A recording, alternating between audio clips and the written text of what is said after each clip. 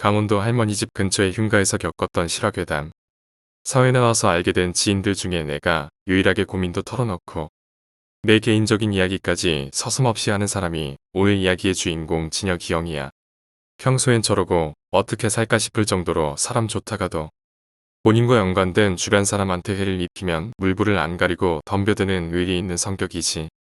그 형이 대학교 시절 친구들하고 여름 휴가를 갔는데 장소가 바로 진혁이 형 외가댁이었어. 마침 외가댁에서 멀지 않은 곳에 해수욕장도 있었고 돈 없는 대학생들한테 여러모로 천국 같은 휴가지였지. 인원은 진혁이 형을 포함하여 남자만 4명이었는데 자기들끼리 해수욕장에서의 러브러브를 꿈꾸며 올라올 때 반드시 8명이 돼서 올라오자고 다짐을 하고 내려갔다고 해. 꿈은 클수록 좌절하는 맛이 있는 법이지. 그렇게 여행 준비를 마친 넷은 기차를 타고 목적지에 도착을 했대. 원래 계획은 새벽에 출발해서 늦어도 오전 중에는 도착하려고 했었는데 친구 녀석 중에 한 명이 그날 아르바이트 대타를 도저히 구할 수가 없었다는 거야. 하는 수 없이 그 친구 아르바이트가 끝날 때까지 PC방에서 대기하고 있다가 늦은 저녁이 되어서야 외가댁 기차역에 겨우 도착할 수 있었다고 해. 그리고 서울에서 무려 대학을 다니는 손준 녀석이 온 거니까 외할머니가 마을 이장님을 구슬려서 그때 당시 새로 뽑으신 승용차까지 끌고 마중을 나오셨대. 근데 할머니가 생각을 잘못하신 게 체격이 산만한 장정만 내신지라 할머니와 이장님이 앞에 타면 뒷자리에 아무리 구겨 타도 3명밖에 탈 수가 없잖아. 처음엔 트렁크에 태우자고 했는데 그 소리를 들은 이장님 표정이 금방이라도 호주머니에서 낫을 꺼낼 것 같은 거야. 새로 뽑은 자동차니 얼마나 아꼈겠어. 그러니까 할머니가 나중엔 손자인 진혁이 형 보고 무릎에 올라타라고 했는데 돌아가신 할아버지가 관뚜껑 박차고 일어나실 소리지. 그쯤 되니까 서로 내 무릎에 올리느니 네 무릎에 타느니 걸어가겠다느니 난리가 난 거지. 결국 솔로문항보다 공정하다는 가위바위보를 해서 나머지 한 명만 버스를 타고 오는 걸로 합의를 한 거야. 그렇게 고요한 긴장감이 흐르고 진혁이 형 친구 중에 하나가 걸리게 된 거지. 다들 안도의 한숨을 보이지 않게 내쉬었지. 그렇게 친구 하나를 버려두고 나머지 일행들은 유유히 할머니 댁으로 향했는데 도착하고 몇 시간이 흐르고 막차가 끊길 시간이 다 되도록 버려진 그 친구 한 명이 올 생각을 안 하더라는 거야. 그쯤 되니까 처음엔 낄낄거리며 길 잃은 거 아니냐고 장난치던 일행들도 슬슬 걱정이 되기 시작했는데 나고든 친구한테 전화를 걸어봐도 휴대폰이 안 터지는 건지 연결이 불가능하다는 안내 멘트만 나오더라는 거야. 그리고 도저히 안 되겠다 싶은 마음에 주섬주섬 옷을 걸치고 그 친구를 찾아 나서려던 그때 아무렇지도 않은 표정으로 그 친구가 할머니 댁 마당에 들어서더라는 거야. 진혁이 형이 어떻게 된 거냐고 물으니까 어린애들은 알 것 없다면서 실실 웃는데 그 웃음이 뭔가 묘하더라는 거지. 궁금했지만 다들 그 친구를 기다리느라고 저녁까지 굶고 있던 상태라 친혁이 형은 일단 저녁부터 먹고 좀 더 캐보기로 결심을 했대. 그리고 하나둘 저녁 먹을 준비를 하는데 늦게 도착한 그 친구가 갑자기 하는 말이 할머니 댁 위로 올라가면 버려진 음식점터가 있는데 오면서 보니까 숯불구이를 할 수 있는 바베큐통도 있고 바로 옆에 화장실도 있다면서 저녁을 거기로 가서 먹자고 하더래. 프라이팬에 구워 먹느니 가져온 철망이랑 번개탄도 있으니까 그 장소가 딱이라고 하면서 말이야. 저녁 준비를 하던 친구들도 그 말에 솔깃해서 오랜만에 영양가 있는 짓을 했다고. 그 친구를 칭찬하고 주섬주섬 음식거리를 챙기는 그때 이웃집에 야채를 얻으러 가셨던 할머니께서 돌아오신 거야. 어디 가냐고 묻는 할머니께 친구가 말한 음식점터를 이야기하고 그곳으로 간다고 하니까 할머니가 얼굴을 한껏 찌푸리시더니 그냥 후라이팬에 구워 먹지. 뭐 얼마나 대단하게 먹으려고 그곳까지 가냐고 나무라시더래. 평소 진혁이 형이 양파를 가리키면서 할머니 사과가 참 달아요. 한번 드셔보세요. 라고 하면 어이쿠 내 새끼가 달다면 단 거지. 하면서 냅다 씹어 드실 정도로 손주사랑이 지극했던 할머니가 인상을 쓰면서 나무라시니까 진혁이 형도 좀 의아했는데 친구들은 아무래도 어르신이 계신 할머니 댁보다 자유롭게 술도 먹고 떠들 수 있는 그 장소가 탐이 났던지라 중간에서 입장이 난처하게 된 거지. 그 꿈 알리는 할머니한테 조심하고 폐 안 끼치게 조용히 놀다 오겠다고 다짐을 하고 집을 나서는데 할머니가 진혁이 형 옷자락을 붙잡고 조용히 말씀하시더래. 다른 건 다 좋은데 음식점터에 있는 화장실은 들어가지 말라고 말이야. 의아한 표정으로 진혁이 형이 할머니를 바라보니까 입을 다문 상태로 고개를 흔드시곤 다른 말씀 없이 어른말 들어서 햇빛일 거 없다고 그리 알려고만 하시더래. 궁금했지만 늦게 도착한 친구의 인솔로 이미 저만치 멀어진 친구들을 따라가야 해서 더 이상 여쭤볼 수가 없었대. 한참을 걸어 드디어 그 버려진 음식점터에 도착을 했는데 본체에는 공사장에서 쓰는 방수용 파란색 천막이 쳐져 있어서 원래의 용도는 알 수가 없었는데 마당 군데군데 파라솔 같은 게 세워져 있었고 그 파라솔 아래에 근사한 테이블이 있는 걸로 봐서는 아무래도 그 전에 고깃집을 했던 걸로 보이더래. 버려진 지 얼마 안 된 건지 주변에 은은하게 조명등도 켜져 있고 분위기가 그럴싸하더래. 그리고 정말 그 친구가 말한 것처럼 바베큐 용통들도 여러 개 쌓여 있고 말이야. 자리를 펴고 고기도 굽고 술도 마시고 남자들끼리 있는 장소에서 빠지지 않는다는 여자 이야기도 하고 한참을 그렇게 잘 놀았는데 모두들 취기가 어느 정도 오른 그때 친구 중에 한 녀석이 용변이 급해진 거야. 화장실을 가겠다고 자리에서 일어난 거지. 진혁이 형은 아까 할머니가 말씀하신 게 떠올라서 화장실에 들어가지 말고 구석진데 아무데서나 해결하라고 했는데 친구 녀석이 뭐가 무섭냐며 콧방귀를 뀌더니 진혁이 형을 조롱하듯이 놀리고서는 불도 안 켜진 화장실로 성큼성큼 들어가더라는 거지. 뭐 큰일이야 생기겠냐는 생각에 진혁이 형도 말리는 걸 그만두고 친구들과 다시 이야기 삼매경에 빠졌는데 화장실에 간 친구가 나올 생각을 안 하는 거야. 진혁이 형도 이야기를 하면서 힐끔거리며 화장실에 신경을 쓰고 있었는데 성격 급한 친구 한 명이 왜 이렇게 안 나오냐며 변기에 빠져 죽은 것 같다고 농담을 하면서 화장실 쪽으로 발걸음을 옮기더래. 그리고 그 친구마저 어두컴컴한 화장실로 마치 빨려들듯이 사라졌는데 그 찰나의 순간 화장실에서 외마디 비명소리가 들리더래. 그 소리에 남아있던 진혁이 형과 그곳으로 안내했던 친구가 벌떡 일어나서 화장실로 향했는데 사물의 윤곽만 보일 정도로 어두운 데다가 나프탈렌 냄새와 지린내가 코를 찌르더라는 거야. 울렁거리는 속을 달래면서 없어진 친구 2명의 이름을 번갈아 부르는데 어디선가 희미하게 살려달라는 친구 목소리가 들리더래. 소리가 들리는 쪽으로 한 걸음 한 걸음 다가갔는데 두 번째로 들어갔던 친구가 화장실 바닥에 아무렇게나 널브러져 있었다는 거야. 놀래서 친구를 부축하고 처음에 들어간 녀석은 어떻게 된 거냐고 물었는데 대답은 못하고 빨리 여기서 나가자고 소리를 지르더래. 어리둥절한 진혁이 형이 주변을 둘러봤는데 비명소리에 놀래서 같이 들어온 친구가 화장실의 한 칸을 바라보면서 우뚝 서 있더라는 거야. 이리 와서 같이 부축 좀 하라고 소리를 질렀는데 그 소리가 들리지도 않는지 멍하게 그 칸만 바라보고 있더라는 거지. 진혁이 형은 그 상황에 너무 화가 나서 부축했던 친구를 내려놓고 같이 들어왔던 친구한테 달려가서 어깨를 치고 뭐하는 짓이냐고 벽을 질렀는데 그 친구가 미동도 안 하더래. 그래서 진혁이 형도 그 친구가 보고 있던 화장실 칸을 바라봤는데 그 칸에 처음으로 콧방귀를 뀌며 화장실에 들어왔던 친구가 변기에 고개를 푹 수그리고 앉아있더라는 거야. 다들 제정신이 아니고 진혁이 형만 멀쩡하니까 일단 바닥에 널브러져 있던 친구를 어깨에 들쳐매고 화장실 밖으로 나왔대. 그리고 다시 친구들이 있는 화장실로 들어가려고 하니까 밖으로 나온 친구가 들어가지 말라고 진혁이 형 못자락을 붙잡더라는 거야. 정신을 차리고 같이 들어가도 모자를 파내 울면서 그 소리를 하니까 진혁이 형이 화가 난 거지.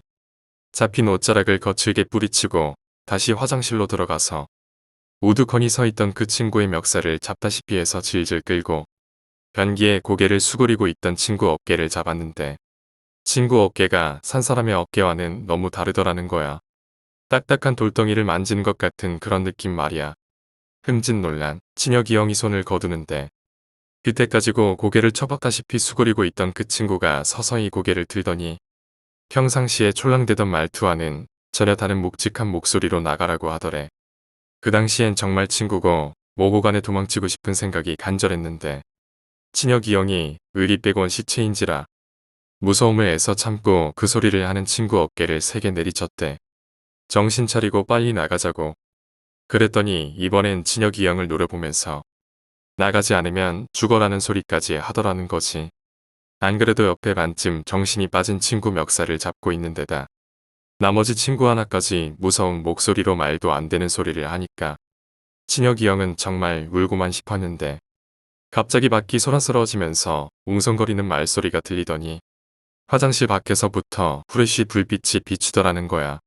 그리곤 할머니가 진혁이 형을 애타게 부르면서 화장실로 들어섰는데 진혁이 형은 그때처럼 할머니 얼굴이 반가웠던 적이 없었대. 할머니를 필두로 동네 사람으로 보이는 여러 명의 사람들이 화장실에 들어섰는데 막상 진혁이 형 쪽으로 다가오는 사람은 할머니 한 분뿐이었고 나머지 사람들은 후르쉬로 진혁이 형과 친구들을 비춰줄 뿐 더 이상 앞으로 나서려고 하지 않더래. 말로만 웃잔다니 하면서 도와주진 않았는데 그나마 진혁이 형 혼자 몸으로 정신 나간 친구들을 챙기는 것보다 할머니라도 도와주는 게 수월하긴 했나봐. 멱살 잡고 있던 친구를 할머니한테 넘기고 나가라는 소리를 했던 친구 녀석을 일으켜 세우려고 하는데 그 친구가 후레쉬를 비추고 있던 동네 사람들을 쳐다보더니 입에서 짐승 같은 괴성을 내지르더라는 거야. 그리고 변기 바닥으로 픽 하고 쓰러졌는데 그 소리를 들은 동네 사람 몇이 혀를 찌릿하고 차더래. 할머니와 진혁이 형이 길을 쓰고 친구들을 화장실 밖으로 빼냈고 그제서야 동네 사람들이 모여들어서 친구들에게 물을 끼얹기도 하고 정신 차리라고 흔들기도 하고 그러더라는 거야. 진혁이 형은 땀으로 범벅이 돼서 땅바닥에 주저앉아 있었는데 제일 먼저 진혁이 형이 구출해서 데리고 나간 친구가 물을 주더래. 바로 그 친구가 차마 화장실에 들어오진 못하고 할머니 댁으로 냅다 달려서 동네 사람들을 데리고 온 거지. 할머니는 주름진 얼굴에 눈물이 가득해서는 그러게 왜 어른 말을 안 들어서 이 사단을 내냐고 진혁이 형 등짝을 내리치셨다고 하는데 혼내는 게 아닌 진심으로 걱정돼서 내리치는 게 느껴져서 아프지는 않았대. 그렇게 10여 분이 흐르고 우두커니 서 있던 친구도 어느 정도 정신이 돌아오고 변기에 수그리고 있던 친구도 어버버거리면서 어느 정도 안정을 찾는 것처럼 보이더래. 진혁이 형은 도대체 무슨 일이 있어서 친구 3명이 모조리 정신이 나갔는지 너무 궁금했는데 할머니가 다그치려는 진혁이 형 입을 막더니 일단 너무 늦었으니 집으로 가자고 이야기를 하시더라는 거야. 동네 사람들도 돌려보내야 하고 말이야. 하는 수 없이 할머니 뒤를 따라가면서 제일 먼저 데리고 나와서 그나마 정신이 멀쩡한 친구한테 무슨 일이냐고 나직하게 물어봤는데 그 친구도 입을 굳게 다물기만 하더라는 거야. 그리고 지옥 같은 버려진 음식터를 벗어나서 할머니 댁으로 들어서고 나서야 모두들 안도의 한숨을 내쉴 수가 있었대. 그렇게 모두들 정신이 반쯤 나간 상태로 할머니 댁 마당에 들어섰고 누가 먼저랄 것도 없이 평상 위에 쓰러지듯 앉았는데 할머니가 부엌으로 가서 소금을 한 사발 퍼오시더니 뭐라고 알 수 없는 말을 내뱉으시면서 진혁이 형과 친구들 주변에 부리시더라는 거야. 한참을 반복하시더니 제일 먼저 화장실에 들어간 게 누구냐고 물어보시더라는 거지. 그 말에 변기에 앉아서 고개를 수그리던 그 친구가 눈치를 보면서 손을 들었는데 그 친구 보고 오늘은 혼자 자라고 하면서 할머니 댁 귀퉁이에 있는 사랑채를 가리키더래. 그 친구가 안 그래도 무서운 일을 겪은 마당에 혼자 자라는 이야기까지 들으니까 억울한 마음에 뭐라고 토를 달려고 했는데 한참을 물끄러미 쳐다보시더니 멀쩡하게 살고 싶으면 그렇게 해야 된다고 근엄하게 이야기를 하시더래. 그 모습에서 무언가 거역할 수 없는 그런 기운이 느껴져서 그 친구도 더 이상 말을 꺼내지 않았다고 해. 그리고 할머니는 친구들에게 궁금한 것도 들을 이야기도 없다는 듯이 방으로 들어가셨고 그때부터 진혁이 형은 도대체 무슨 일이 있었던 거냐고 닥달하기 시작한 거지. 친구들이 들려준 이야기는 이래. 제일 먼저 호기롭게 화장실에 들어섰던 친구가 어두컴컴한 화장실에서 더듬더듬 소변기를 찾았고 한참 일을 보는데 화장실 칸 한쪽에서 부스럭거리는 소리가 들리더래. 처음은 밖에서 친구들이 비닐봉지를 부스럭거리는 줄 알았는데 듣다 보니까 정확하게 화장실 그 칸에서 그 소리가 들리더라는 거야. 분명 자기들 말고는 아무도 없다고 생각했는데 화장실에서 알 수 없는 소리가 들리니까 갑자기 무서운 마음이 확 들었는데 희한하게 자기도 모르게 문제에 그 화장실 칸으로 발걸음이 옮겨지더라는 거야. 그리고 차마 가까이 다가서지는 못하고 까치발을 한 상태로 손만 뻗었어. 화장실 문을 확 하고 열어지겠는데 아무것도 없더래. 허탈해진 친구는 바람 소리를 잘못 들었나 생각하고 뒤를 돌아서 나가려고 했는데 그때 바로 뒤에서 이상한 소리가 들리더라는 거야. 친구는 머리카락이 곤두선다는 느낌을 그때서야 알 수 있었대. 뒤를 돌아보면 안 된다는 걸 아는데 망한 호기심이 발동을 한 거지. 고개를 돌려서 뒤를 보는데 친구가 고개를 돌린 바로 앞에 어떤 아저씨가 변기를 향한 채 주저앉아 있었지. 그 어두컴컴한 화장실에서도 유독 그 아저씨 주변만 허옇게 보이는 것이 딱 봐도 사람이 아니었대. 그리고 그 아저씨가 연신 이상한 소리를 내고 있었는데 자세히 보니까 그 아저씨 밑으로 시뻘건 핏덩이가 웅덩이처럼 고여있더라는 거지. 온몸이 저릴 정도로 빳빳하게 굳어서 그 모습을 바라보고 있는데 아저씨가 친구의 인기척을 느꼈는지 천천히 고개를 움직이더래.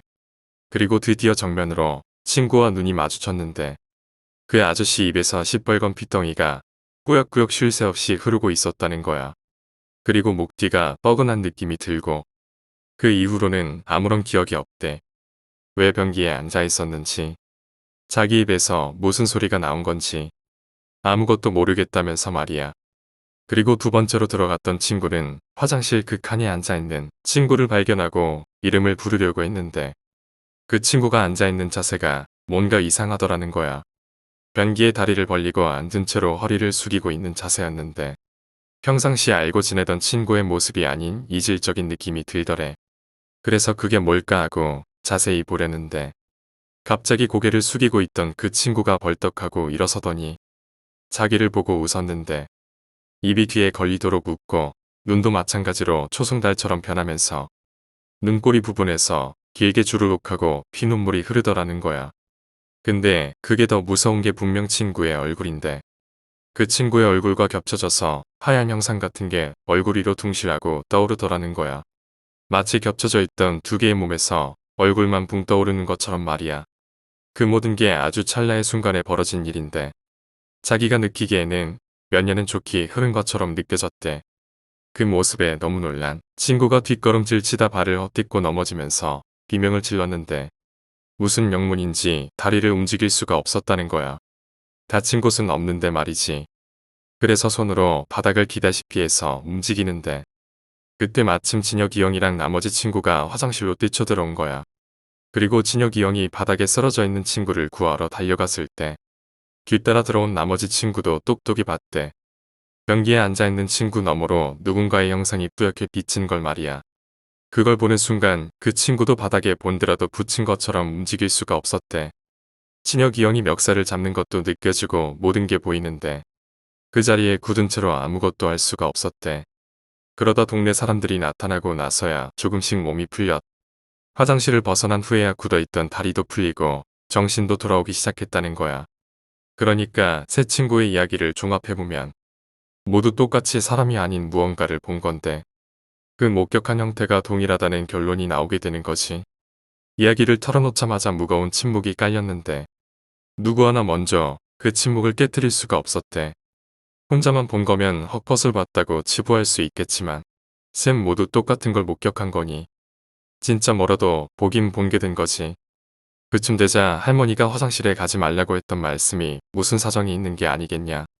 그런 이야기가 나왔는데 날도 너무 늦었으니 일단 오늘은 자고 내일 날이 밝자마자 여쭤보자고 의견을 모았대. 그리고 서둘러 잠자리에 들었는데 제일 먼저 화장실에 들어갔던 친구는 혼자 자야 되니까 울상이 된 거야. 결국 친구들이 돌아가면서 사랑채 밖에서 지켜주기로 하고 나서야 우역구역 방 안으로 밀어넣을 수가 있었대. 그리고 차례대로 불침번을 서고 그날 저녁은 무사히 지나갔는데 다음날 할머니가 차려주신 아침을 먹으면서 사랑채에서 잤던 친구가 불평을 하더라는 거야. 자기만 방에 들여보내놓고 무슨 재미있는 이야기를 그렇게 하냐면서 말이야. 그 말에 진혁이 형과 나머지 두 명의 친구가 서로를 쳐다봤는데 전날 저녁에 불침번을 선 건 각각 한 명씩이었다는 거야. 그러니까 혼잣말을 하지 않고서야 도저히 떠들 수가 없었던 상황인 거지. 그 상황을 모르는 그 친구는 밤새 니네가 웃고 떠드는 소리에 잠 한숨 못 잤다고. 그런데 덕분에 무섭진 않았다고 좋아했는데 그 이야기를 들은 나머지들은 절대 웃을 수가 없었대. 그리고 할머니한테 전날 있었던 일에 대해서 조심스럽게 말문을 여는데 대뜸하시는 말씀이 하룻밤을 무사히 넘기고 별일 없으면 된 거라고. 알아서 좋을 것 없다고 단칼에 잘라버리시더래. 할머니가 그렇게 단호하게 나오시니까 진혁이 형도 궁금하지만 별 방법이 없었던 거야. 그리고 워낙 청춘이다 보니까 전날 무서운 일이 있긴 했어도 육아를 그렇게 어둡게만 보낼 수 없다는 생각도 들고 말이야. 한편으로는 여름날 흉가 체험 한번 신나게 한 거다 싶은 객기 어린 마음도 들더래. 제일 먼저 화장실에 들어가서 혼자 자게 된 친구 녀석만 얼굴이 좀 어두웠는데 해수욕장 가서 늘씬한 미녀들을 보고 기분 전환하자는 말에 화색이 돌더라는 거야. 어쩔 수 없는 사내 녀석들이었던 거지. 그렇게 아침을 먹고 시내로 나가는 버스를 타는 도중에 마을 어른들을 몇 분 마주쳤는데 친혁이 형 일행을 보면서 혀를 차시는 분들이 더러 계시더래. 할매가 하지 말라면 하지 말 것이지 왜 그렇게들 청개구리 같냐고 하면서 말이야. 애꿎은 머리만 극적이면서 그렇게 오매불망 기다리던 해수욕장에 갔는데 이게 웬걸. 할머니한테 듣기론 분명 젊은이들이 많은 해수욕장이라고 했는데 온통 가족 단위로 놀러왔던 피서객들 투성이더라는 거지. 그러니까 할머니가 말한 젊은이와 친혁이 형이 생각한 젊은이들 사이에 갭이 너무나 컸던 거지. 원망하는 친구들을 달래서 물장구도 치고 재미나게 놀다 보니까 전날 있었던 일은 마치 오래전에 있었던 일처럼 기억 속에서 점점 사라지더라는 거야. 무서운 마음도 덩달아 없어지고 말이야.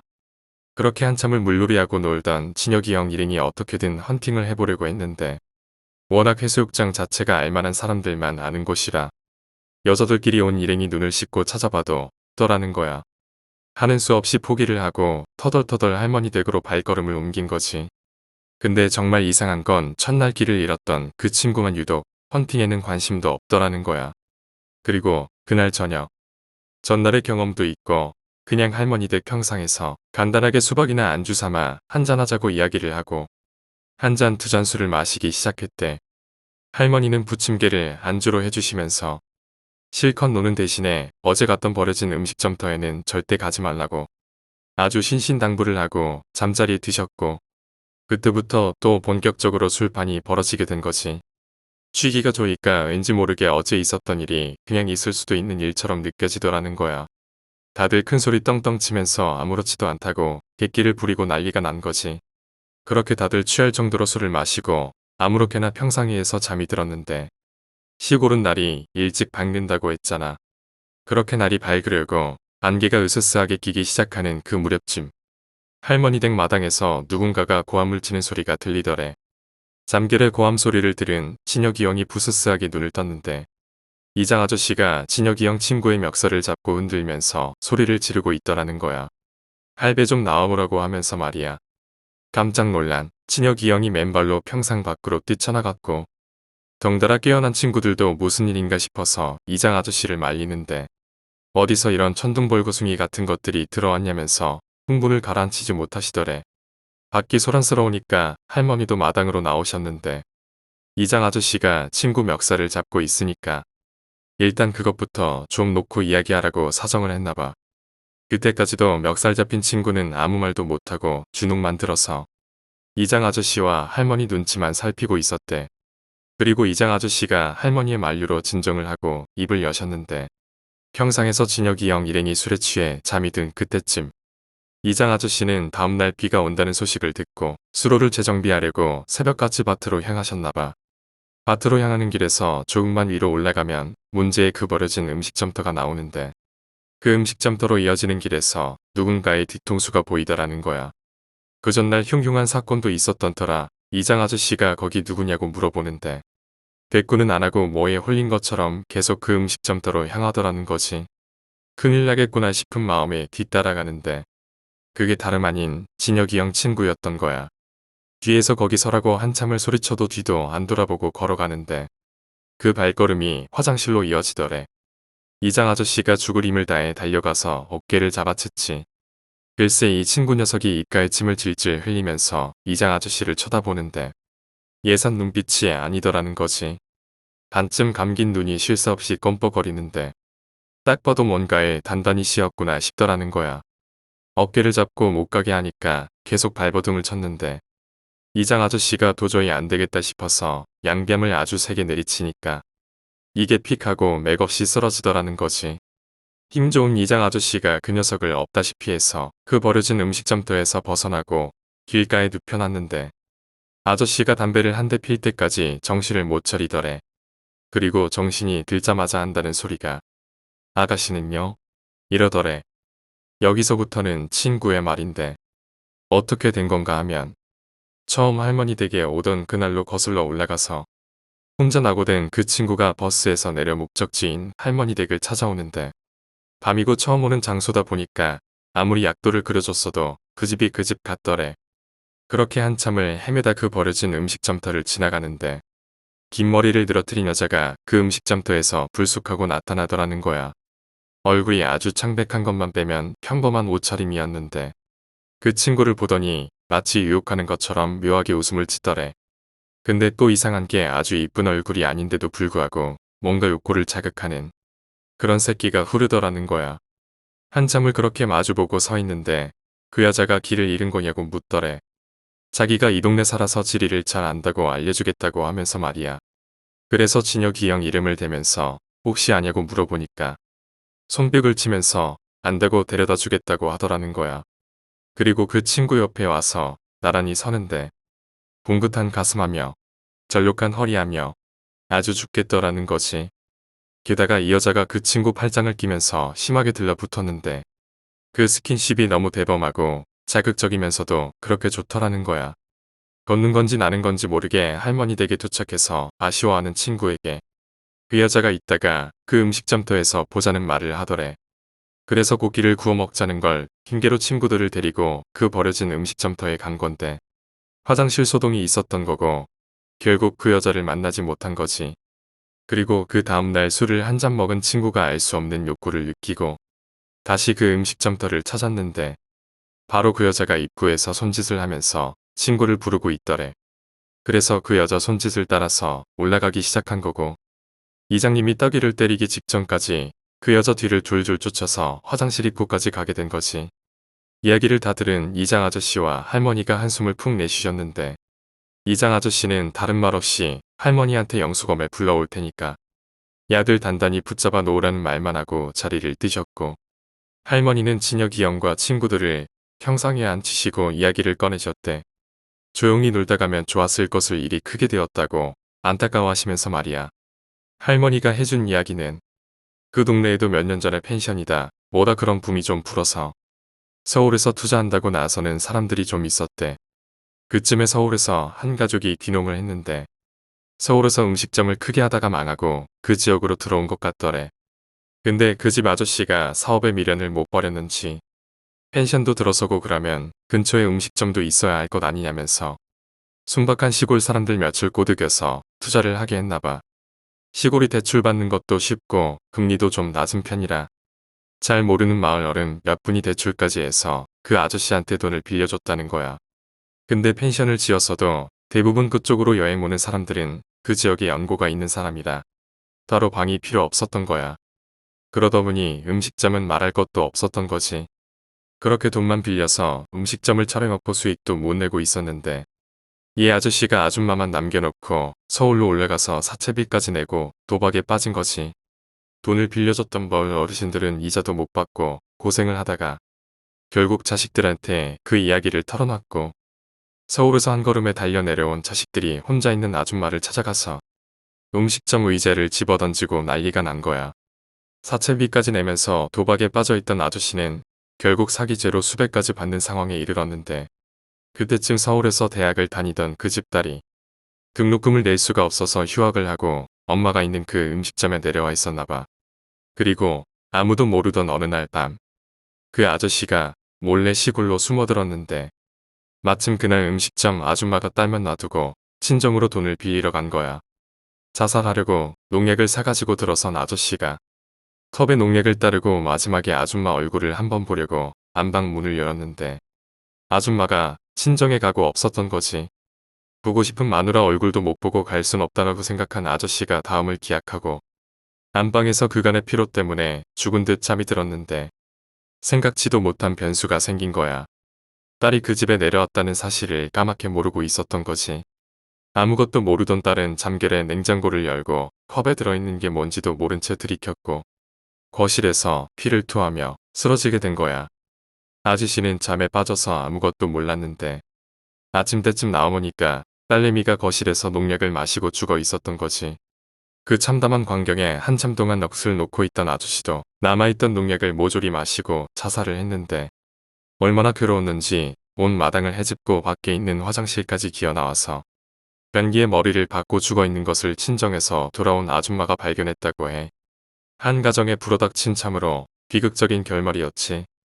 경찰들도 나오고 보험회사 직원들도 나오고 한참 동안 마을을 충격의 도가니 속에 몰아넣은 큰 사건이었는데 아줌마가 그 사고 이후로 종적을 감춰버렸고 마을에서도 좋지 않은 일이다 보니 최대한 사건을 축소시켜서 마무리가 되었나봐.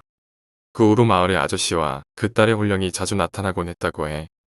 그래서 영숙어머니라는 동네 무당 아줌마가 위령제를 지내주고 큰일 없이 지나갔고 그 버려진 음식집터 특히 아저씨가 비참하게 죽어간 그 화장실터는 마을 사람에게 거의 금기시되다시피 했다고 해. 근데 그 전날 저녁 진혁이 형 일행이 그 금기를 깬 거고 외지 사람인데다 죽은 그 딸하고 비슷한 또래다 보니 더 위험한 상황에 놓이게 된 거지. 전날 할머니가 화장실에서 아저씨 홀령에게 씌었던 친구를 사랑채에서 자라고 한 것도 돌아가신 할아버지가 귀하게 여기던 달마도가 바로 그 방에 있었는데 그게 그 친구를 지켜줄 수 있었다고 믿었기 때문이래.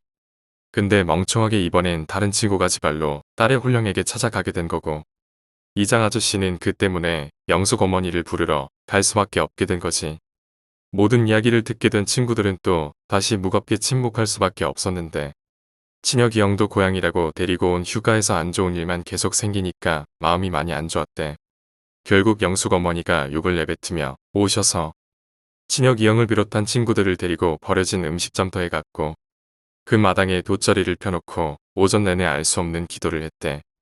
할머니는 급한 대로 음식 몇 개를 차려서 화장실과 버려진 음식물터 마당에 여기저기 뿌려두고 영숙 어머니와 같이 기도를 하셨는데 그게 효과가 있는 건지 어쩐 건지 그 이후로 두 번 다시 아저씨와 딸의 혼령을 목격하는 일은 없었대. 그리고 할머니는 돌아가셨고 더 이상 진혁이 형이 그 동네에 갈 일은 없어졌지만 그 후론 버려진 흉가 근처엔 얼씬도 하지 않는 절칙이 생겼다고 해.